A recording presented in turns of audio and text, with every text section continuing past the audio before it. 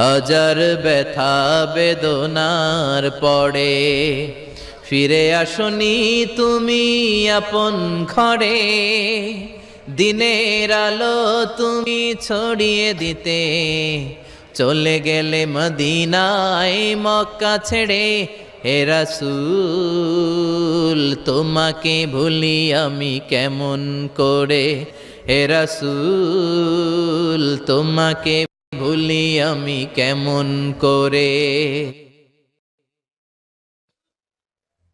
হে রাসূল তোমাকে ভুলি আমি কেমন করে।